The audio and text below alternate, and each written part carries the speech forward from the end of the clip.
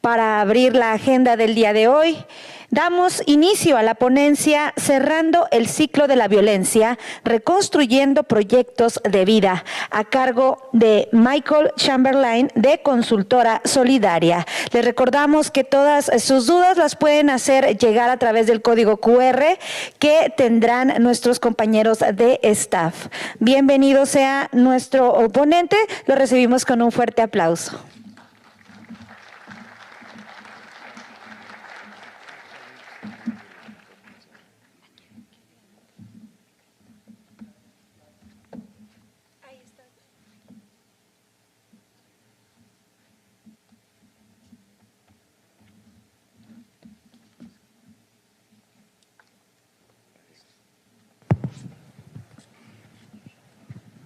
Bueno, muy buenos días.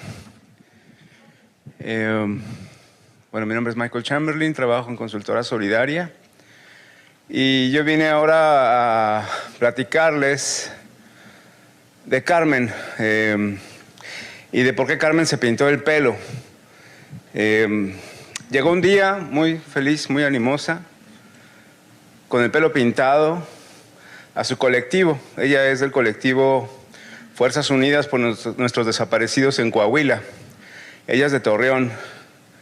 Y ya tenía mucho tiempo que no iba al colectivo. Y ese día las señoras dijeron, mírala Carmen, viene hasta con el pelo pintado. Venía muy contenta. Carmen busca a su hijo Armando y a su hermano Pedro, desaparecidos el 12 de mayo del 2008 en Torreón. Más precisamente en un lugar que le llaman La Durangueña, que es en los límites entre Coahuila y Durango, un lugar de disputa entre los cárteles. No se sabe si porque traían placas de Nuevo León o porque no les había alcanzado para pagar el cobro de piso. Carmen y su madre Romanita, ambas madres de Armando y Pedro respectivamente, se dedicaron a buscarlos desde entonces. No dejaron que nadie más en la familia se pusiera en la búsqueda porque no eran las madres y porque no querían a otra persona desaparecida. Hicieron pan, su estrategia fue hacer pan y llevar a vender a las calles de los lugares en donde escucharon que había casas de seguridad. Se ponían en la calle y como halcones se ponían a vigilar el paso de la gente, de los coches sospechosos y hacían mapas. Fueron al desierto y hacían mapas de las rutas, de dónde podrían estar las personas desaparecidas.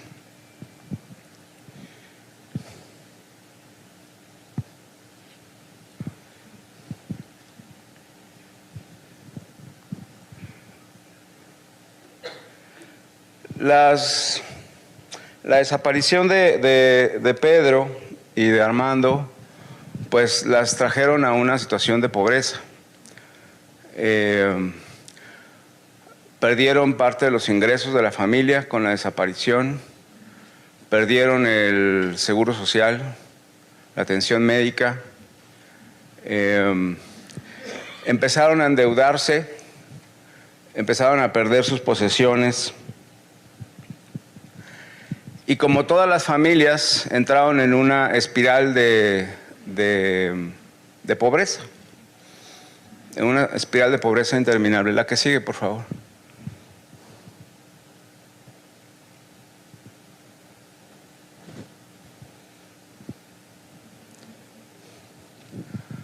La que sigue.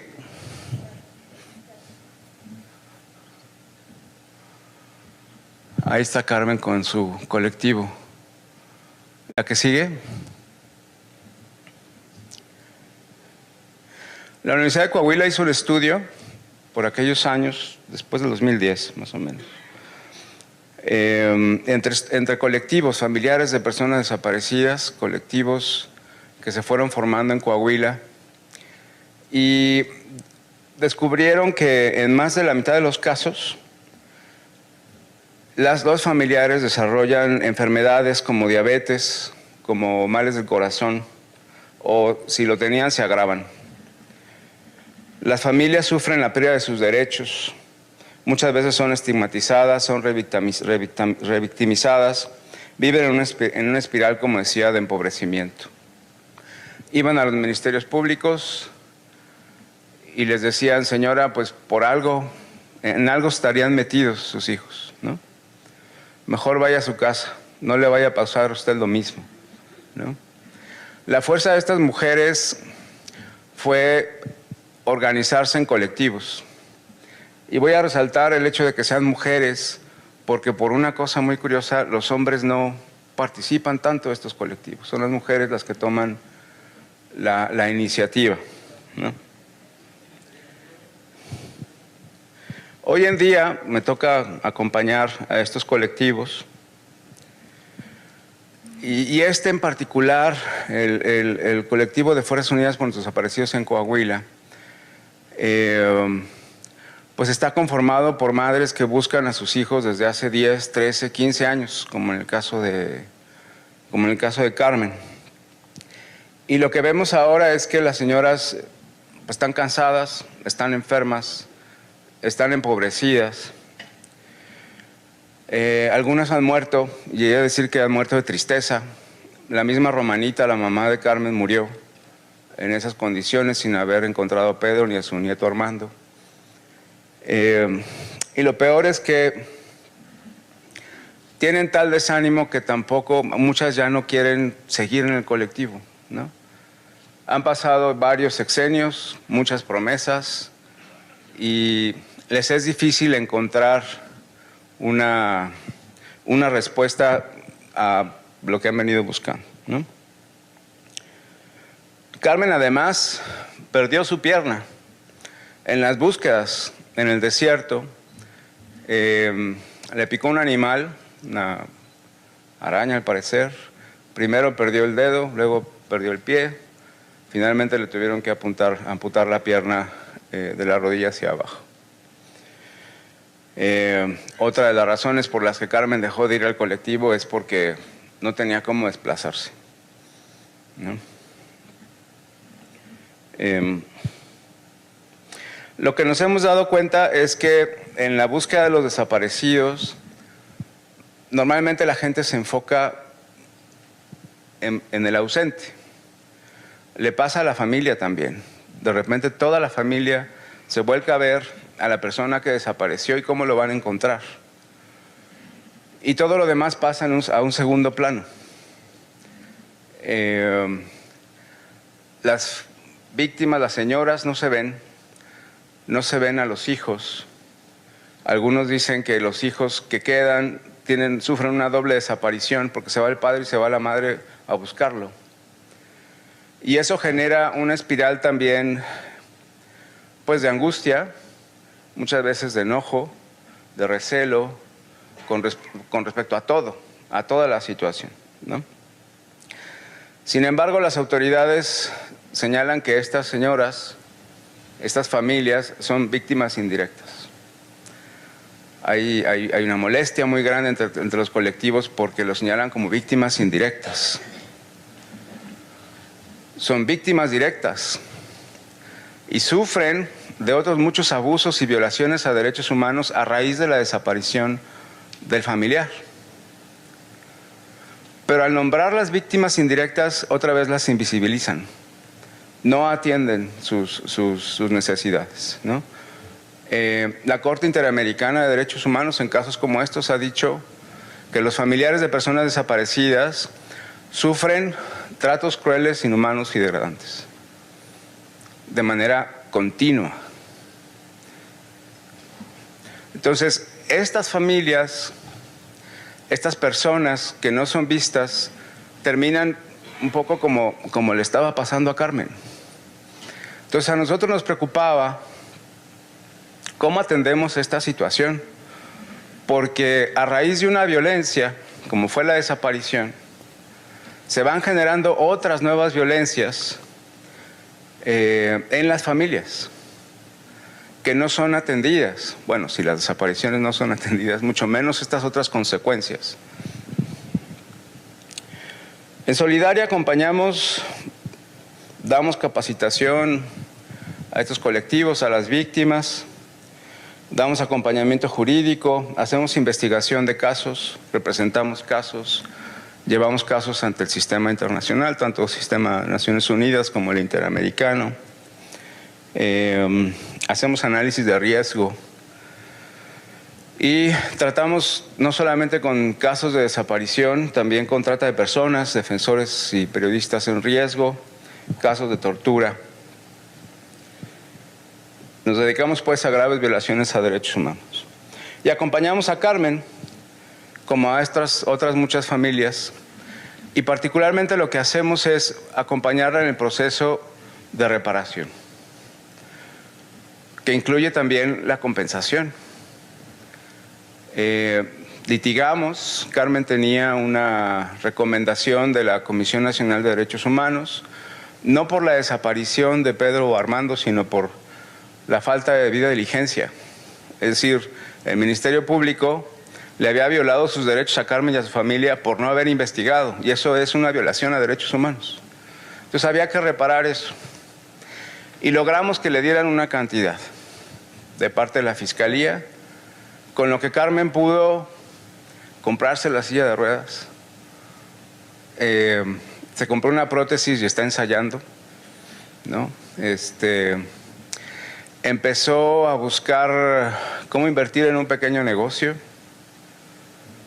se pintó el pelo y llegó a esa reunión con sus compañeras a decirles: no nos podemos dejar, compañeras, tenemos que seguir adelante. Y dijimos, eso es lo que tenemos que buscar. Tenemos que buscar que las personas tengan una condición un poco más digna para continuar la lucha por la verdad, por la justicia, por la reparación, por la organización de las víctimas, por sus derechos. Esa es la manera en que tenemos, digamos, de ir ganando estos espacios, ¿no? Falta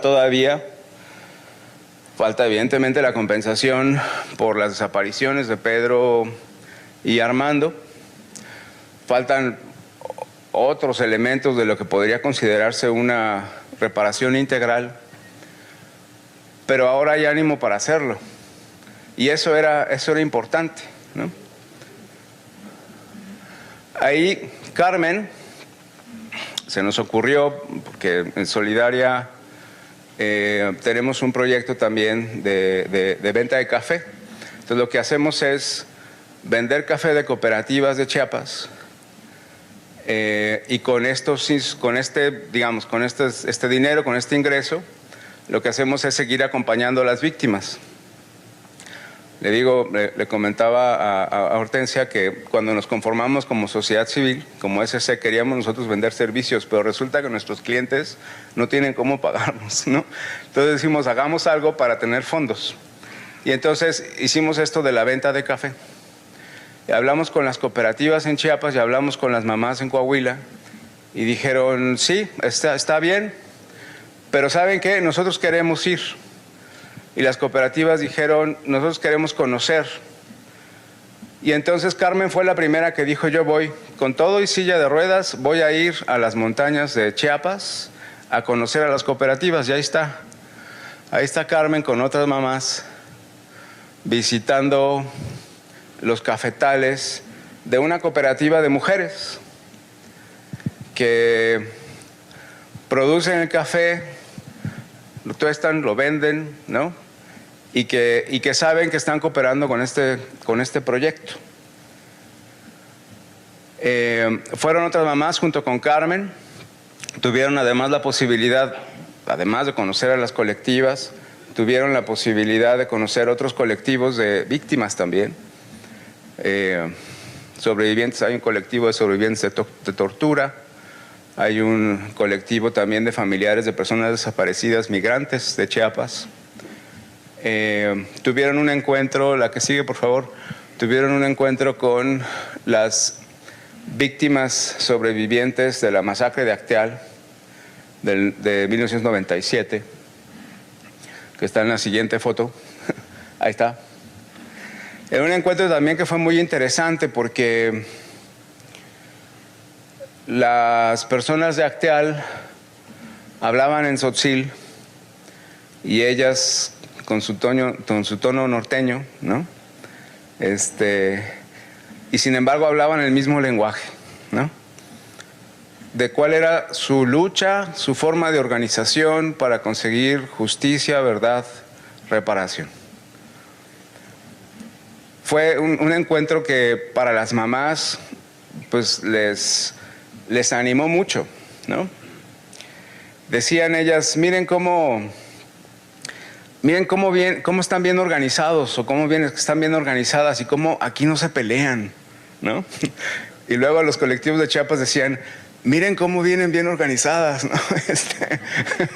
Entonces para ambos lados fue una experiencia muy importante. Y entonces encontramos nosotros que la experiencia del café, o el café en sí, se volvió un pretexto para empezar a enlazar estas solidaridades de manera mucho más horizontal.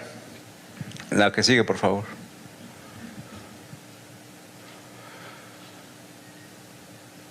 Tuvieron un encuentro con otra cooperativa de mujeres que hacen textiles, que están en San Cristóbal de las Casas, en los Altos de Chiapas. Una cooperativa que se llama Jolón Mayaetic. Y llegaron como 30 mujeres que son parte de la cooperativa, que son tejedoras, a escuchar y hablar con ellas también, entre tzotzil y español. Y al final del encuentro, las tejedoras decidieron abrazarlas con este muestrario que fueron creando ellas. Es un muestrario de tejidos de los Altos de Chiapas de al menos 100 años atrás, ¿no? De sus abuelas, de sus propias madres, que fueron recuperando y que hicieron en un muestrario que es una tira de tela de varios metros, y dijeron, las abrazamos con la fuerza de nuestras ancestras, ¿no?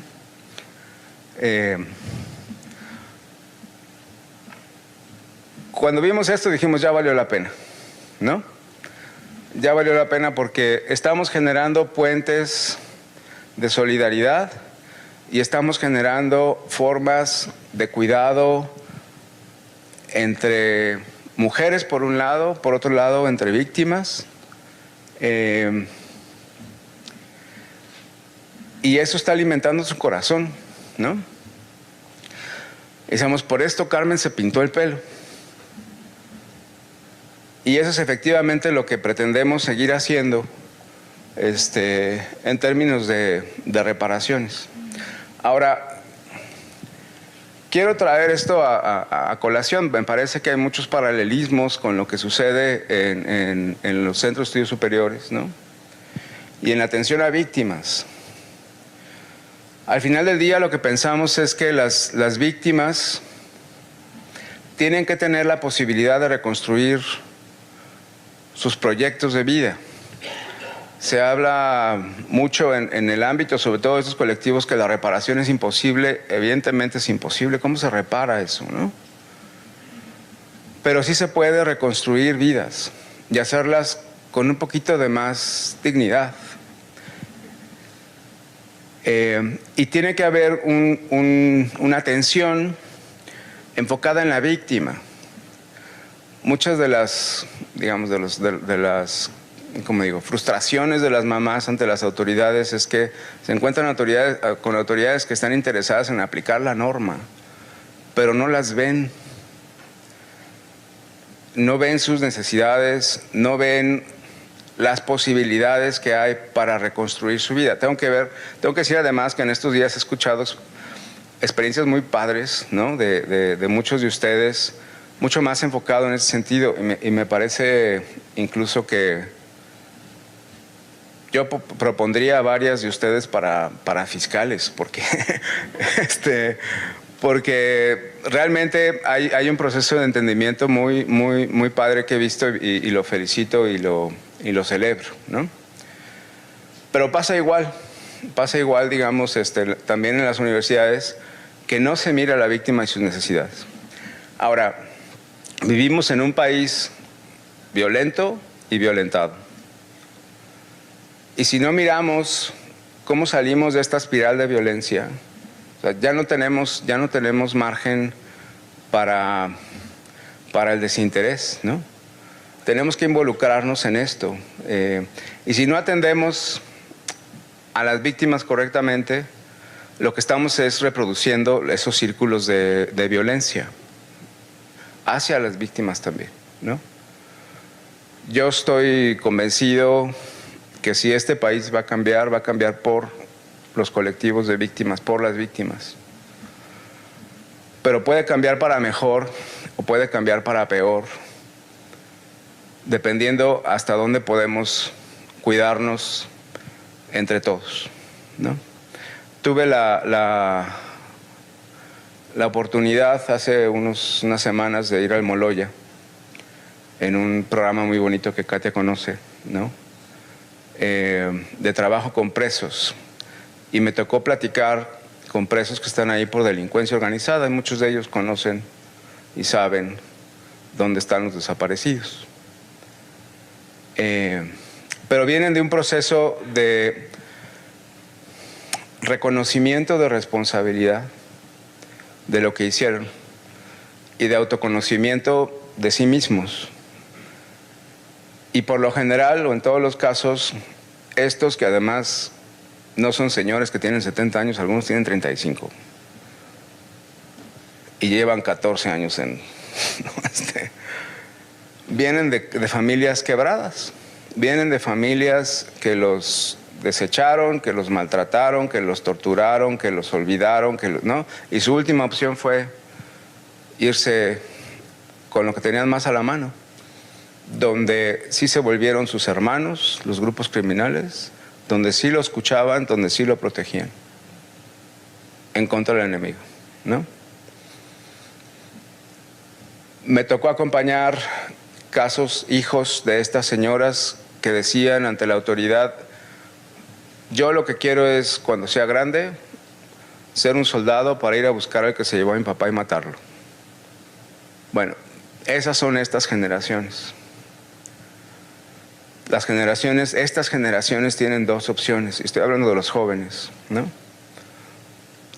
Porque tienen la facilidad de irse por ahí, ¿no? Nuevamente en una sociedad violenta y violentada, ¿no? O si intervenimos y hacemos algo, particularmente en las escuelas, podemos empezar a evitar que eso suceda. Entonces, es lo que quería yo compartirles hoy. Me parece que es muy importante insistir en el enfoque hacia a las víctimas como el centro de la atención, ¿no? Y la que sigue. Y pues si tienen interés en el proyecto del café, involucrarse en esto y ser parte de esto, pues bienvenidas, bienvenidos, ¿no? Afortunadamente ya la UNAM nos compra, la Ibero nos compra, entonces son bienvenidos a participar. Si ustedes toman café, la NUIES me compra, pero son muy poquitos, ¿no? Si toman café, pregúntense de dónde viene su café y a quién sirve, ¿no? Bueno, muchas gracias.